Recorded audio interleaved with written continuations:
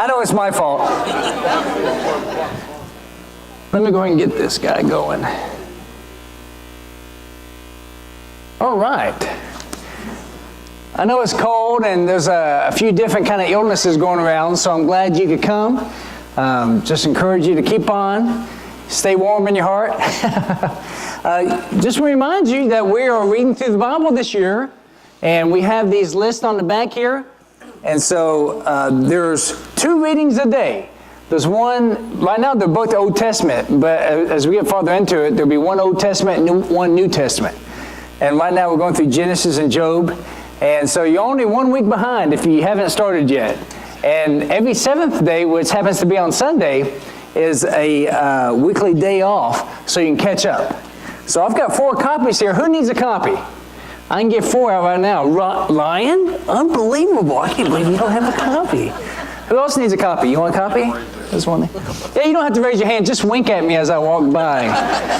Something in mind. Pass that down to Ryan. Does anybody else need one? There you go. Right here. There you go. Got one here. There you go. Someone else said my name as I walked by, so I got a couple more. Does anybody else need one? You want to pass one down? Okay. There you go. Anybody else? Here you go, Kathy. It's good seeing you. Yeah, another one here too? I do have one. You do have one? Okay, yeah. Yeah, these cost us a lot. Does anybody else need one? I'm not going way over there. No. Oh, got some here? Good. I don't hear whispers very good. It's good seeing you guys. Got some over here? Good. There's a couple copies. If you're like me, I've got about 4 copies in all different places. Anybody else? Yep. It's almost like an auctioneer. I feel like an auctioneer. There's a cashier. There's a cashier at Kroger, and he was speaking kind of fast. I said, "You're like an auctioneer." He said, "I'm 3rd generation auctioneer." So I said, because he was going real fast through everything. And you got 120 points. And it's like, wow, you're impressive. So hopefully you get into this reading the Bible. It's a wonderful blessing. This last week, we've gone through, I think, the first 18 chapters of Genesis, and we've started a good bit of Job. I'll talk about Job in a little while. Not today, but in a couple of weeks. And so it's good. It's enjoyable. Hopefully you get into that and just let God come into your life. And I'm going to be choosing a lot of my sermons this year from the reading. So it helps as you read and your mind's meditating on that, and it's just really good. So hopefully you can take part of that. Now, growth group kickoff is next Sunday. We're starting off a little bit earlier this year so we can go through studies. And the study that we're going to have this year is watching what we say, watching our mouth. And so hopefully you enjoy that. We can all use that. And so we're going to kick off next week. I think there's a sign-up sheet back here for a couple people bring chili, and we'll boil some hot dogs. Mike would probably be willing to cook them outside, but it's kind of chilly. So we'll boil them. And so we'll just have a good time. We'll have some family activities over there as well. We'll have a little devotional next week, and then we'll just have a good kickoff for growth groups. And so this is a good excuse to get right back into growth groups if you've been struggling with that this last semester. And if you aren't in one, this is a good time to get into one. Just come see me or Ben or one of the other leaders, and we'll plug you right in. So please come to that next week. That's at 5:30. So, of course, as we started reading through the Bible this past week, Genesis 1. I was thinking about what to talk about. And there's so much in the first 11 chapters of Genesis. It's packed, and we read all of that in the first few days of our reading. I did in my graduate studies at Abilene Christian, I went through the whole Old Testament in a week, like in depth. About 8 hours a day, you know. And so the first day and a half was over the first 11 chapters of Genesis. Because there's so much there. It's just so impactful about how we got here, why we're here. So I want to touch into this a little bit. I won't get past, even close past the first chapter of Genesis. But there's some great things here. Have you seen this picture before? it's become a famous picture, and this is like the eagle's nest kind of place here, but this is just a little glimpse of it. And this title has become, this particular picture is the pillars of creation. Because these pillars are pillars of gas, okay? And it's amazing. Now, this nebula right here is about 7,000 light years away from us. I know that sounds very Star Trek-y, but just to let you know what that is, 1 light year is approximately 5.9 trillion miles away. Okay? That's 1 light year. I mean, it's amazing. Already my mind can't comprehend that. Okay? Because that's how long it takes for light to travel in a year. All right? And the eagle's nest is about 7 light years long. You get that? 7 light years long is this nebula, the eagle's nest. And look at this. This is a bigger picture of the eagle's nest. And the picture that you just saw right there, that's this part right here. See that there? Can you see that? Or if you're, that right there? It's immense, okay? It's immense. And this is almost nothing compared to the universe. Our minds can't comprehend it. You can understand the words coming out of my mouth, the sentences that I'm making, but to comprehend it, it's impossible. Okay? Sometimes we stress about traveling 3 hours during difficult weather. And this is 7,000 light years, which each one of those 7,000 is almost 6 trillion miles. We can't comprehend it. We can't comprehend it. And I can speak a lot about creation and evidence of God and stuff, and I love talking about that. And I'll maybe dabble a little bit in that today. But there's so much to think about. There's so much that you can read about and to get into good Christian groups and just talk about God and how wonderful and powerful He is and His making us. Now look at this. This is just one of the stars being born in this nebula here. Genesis 1 through 5. Read this again with me. In the beginning, God created the heavens and the earth. The earth was formless and void, and darkness was over the surface of the deep. And the Spirit of God was moving over the surface of the waters. Then God said, "Let there be light." And there was light. God saw that the light was good, and God separated the light from the darkness. God called the light day, and the darkness He called night. And there was evening, and there was morning, one day. Look, I just read 5 verses, a few sentences here. But the impact of those verses, what those verses stand for, is immense, right? Huge, unfathomable. To comprehend all of this, it's amazing. It's very humbling. And so just thinking about this, when it says in the beginning God created, but in the beginning God, if you're just reading this, you take out a book, and sometimes books start off with very interesting first sentences, right, to really captivate you. It was the worst times, it was the best of times, right? So if you're doing this and reading the Bible and you just open it up, there has to be a question there. One, who is God? Who is this God that created everything? Well, obviously, He's the Creator. If you believe the Bible, He is the Creator of everything. God has a Spirit, as it talks about there, that His Spirit was moving.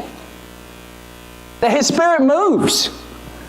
I mean, each few words here, perhaps every word, we could talk about over a long period of time. And that is so wonderful and amazing. Because if you're like me, you've thought and said, I just want to know more about God. I want to know more how I got here. I want to know more about everything. That's why it's so pivotal for us to read the Bible constantly. And I think it is, and I know it's powerful for us to read the Bible together. Have you ever wondered, I know everybody's reading. I wonder what they're reading. I wish I knew what they were reading and I can comment or talk with them about something.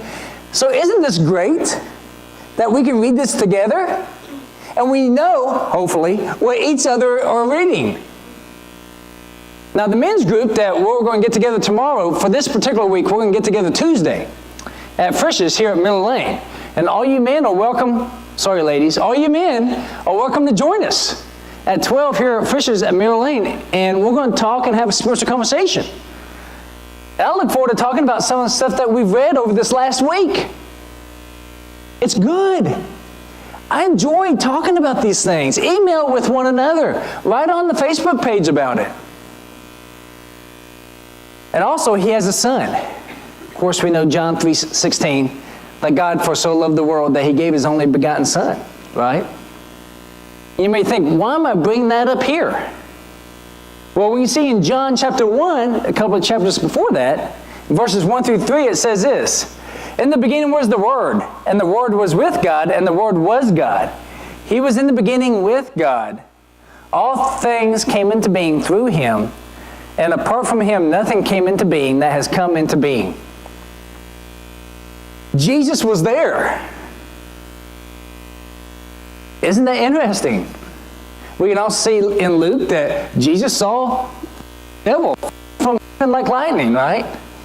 So interesting, the things that we learn by reading the Bible. So he created and defined what a day is. The Hebrew word yom is day. Okay? This particular Hebrew word is in the Old Testament about 2,200 times. And over 2,000 times is specifically a day. Now, I like that God, and here at the beginning, he defined what a day is. So many people will struggle, but what is a day? A day could be millions and millions of years. God understood there at the beginning how we could confuse things. So he defined it, right? One day, one evening, that was a day. The first day. That was it. Now, we can talk more about creation, but this is it right here. And it's almost always defined as a day, like a day, a 24-hour day. That's how it's defined. Now, you may think, a day can mean so much, large amount of time. Could, but I don't think that's what it is here since it defined it. All right? I had an example that I was going to go through, but I decided not to. And so 6 days of creation and day of ceasing. Not a day of rest. I really believe a better translation for that word, that Hebrew word, is cease, ceasing. Because the idea of God resting, I almost have a picture in my mind, God having a towel next to him, he's wiping off the sweat. Whew, I got to rest. This speaking things into existence is exhausting. But that's not really it. He ceased. He stopped his labor, okay, what he was doing. So he didn't need a rest. He wasn't tired or out of breath. And so we have these 7 days, okay? So God created the week here.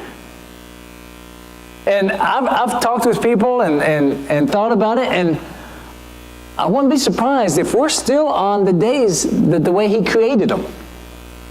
Because Adam, he was told the creation, and these are the creation, these are the days of the week. And he always taught that. Why change it, right? I think, no, I'm sure someone would have changed it later on. Well, go to work and try to do that.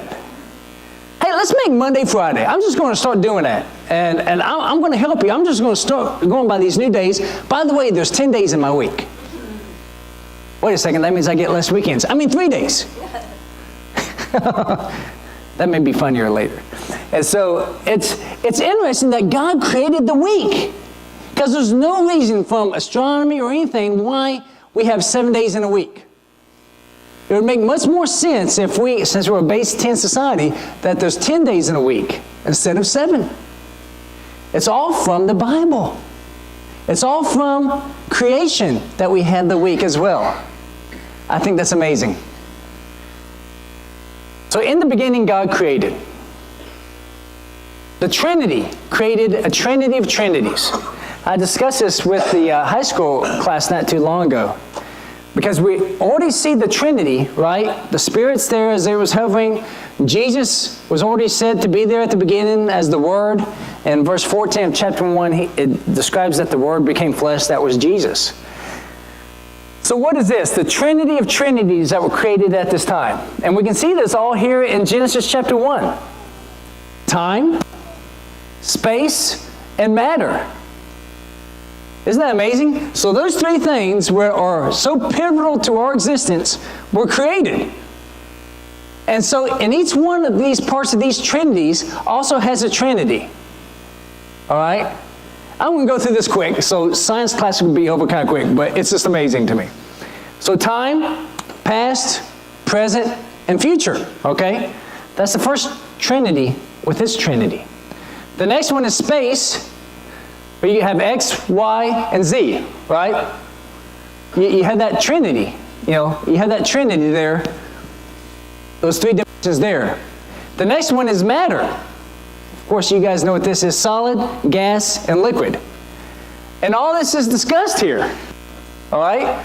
All these things are discussed here, these trinity of trinities. Where do these things come from if you don't believe in God creating everything? If you want to believe in the Big Bang, well, how did everything come from nothing and the time from going from here to there and all the three different directions if there was nothing there? All of this had to be created. And isn't it amazing and wonderful that we know who created it? Isn't it really neat when you know some information that no one else knows? Information that is very powerful. Like if you know that there's going to be a party and you know where it's at and when it's at, that's very good news. If you have no idea that there's a party, okay, that person's not so bad. But if a guy has an idea that there's a party, but doesn't even know when and where, that's too bad. Okay, maybe he knows that there's a party or when, but doesn't know where, that's not so good. What if he knows that there's a party and when and where, but he's not invited? That's the worst, right? That's the worst. But we know it all.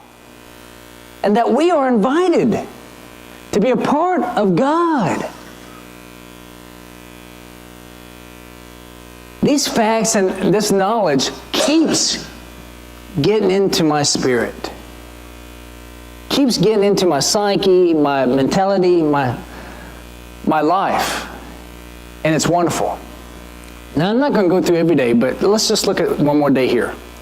Then God said, "Let there be an expanse in the midst of the waters, and let it separate the waters from the waters." God made the expanse and separated the waters which were below the expanse from the waters which were above the expanse. And it was so. God called the expanse heaven, and there was evening, and there was morning, a second day. Once again, define what the day was. Now, doesn't that clear it up right there? Even God trying to explain this to us, how can we understand it? He's separating the waters, okay? So there's sky and liquid water, okay? But God's doing such complicated things and trying to explain it to us. How do you do that? I struggle explaining things to my kids sometimes. That's not very complicated. I messed that up. Can you imagine God trying to explain creating the universe to us? Oh, I'm so glad He's patient. And so God's separating the waters. We don't have to understand to believe. We don't have to understand it all. God didn't come to us and say, "Is this okay if I do all this?" No, He did it and explained it in as simple a way as He could for us to just understand that He did it. Do you have to understand how a car works to drive it?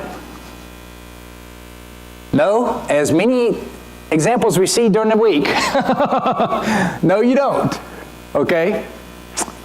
Different levels of understanding. I want to just look at this car concept, having to understand it. Different levels of understanding. Yeah, I understand it. Put gas in it. I understand. Okay? Leave me alone. I understand how a car works. I know how it works. I understand. I think carburetor, Chris Eldridge understands this much better than all of us here probably put together. But understand all these parts, these pistons and everything. Yeah, I understand. Yeah, I understand. I know about how it came about. I know the history of it. Yeah, I understand. See, there's all these different levels of understanding. And we can tell somebody, I understand. But do you understand everything? Do you understand how all these chemicals came into being? Do you understand? It's so in-depth. You can get so in-depth with all these things here. And in essence, I understand enough. Okay? I understand enough to put the key in or push the button to start the car and drive it. How much do you need to understand about the universe and how it came about? Do you need to understand every little particular thing? No, you don't. You need to understand that God made it. Put your belief in that. Now, if you want to think more and more in depth in that, then wonderful. It's great. It's enjoyable. But believing it is enough. All right? Believing it is enough. Usually, the more we learn, the more we understand how little we know. Have you ever experienced that? I know in a lot of things, the more I look into something, the more I learn about something, the more complicated I understand it to be. Now, I can speak about it more, and I can explain it more, but then I also understand, honestly, how much more complicated it is. You know, it's interesting, the more education you have, usually the smaller circle of people you can communicate with. Have you noticed that? If you don't know that, go to a physics class in college. Those guys can't communicate a hamburger sandwich to somebody. Yeah, I need the mass of this. It's like, okay, you want a hamburger, I understand. And that happens to us, okay? But we need to believe that God made everything, and that's enough for us. The next thing huge about this in Genesis chapter 1 is that God made us. God made us. Genesis 1:26, then God said, let us make man in our image, according to our likeness, once again the Trinity, and let them rule over the fish of the sea, and over the birds of the sky, and over the cattle, and over all the earth, and over every creeping thing that creeps on the earth. And Genesis 2:7 says, then the Lord God formed man of dust from the ground, and breathed into his nostrils the breath of life, and man became a living being. Do you understand how that works? It's impossible to. God spoke almost everything into existence, but He took time and formed us with His hands because we were special to Him. I can't understand how God breathed life into humans, into His nostrils. It's interesting that it was specific about that. Went into the nostrils. I believe that. I believe that happened. But we have also all experienced, all of us that have been baptized in Christians, we understand God breathing this life into us, don't we? Because even though we have life, if we don't have Christ in our life, we don't have spiritual life. And as we become Christians, we have spiritual life as well. He breathed into us, and we became living beings. And when we become Christians, He breathes into us again with His Spirit. And we become alive spiritually, healthy. Do you understand that? I experience it, and I believe it. But how can I understand the depths of what's going on there? But I believe it.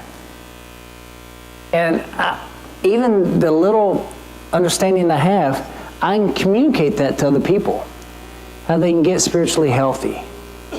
Like everything good came from God. That He gave us a purpose in life. You can know this purpose. He gave us everything.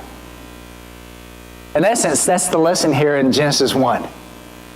He gave us everything, and it's wonderful. And He continues to give us everything. And even though this is huge and immense and far away, and our God is much bigger than all of this,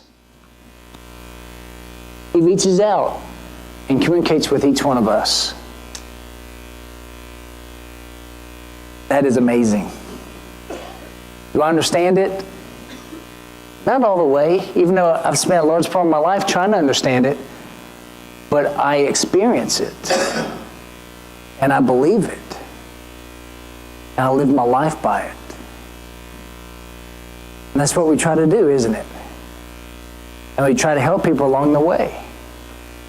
Even though maybe I don't understand everything about a car, but if I'm driving around, I can drive to someone and help them with this car,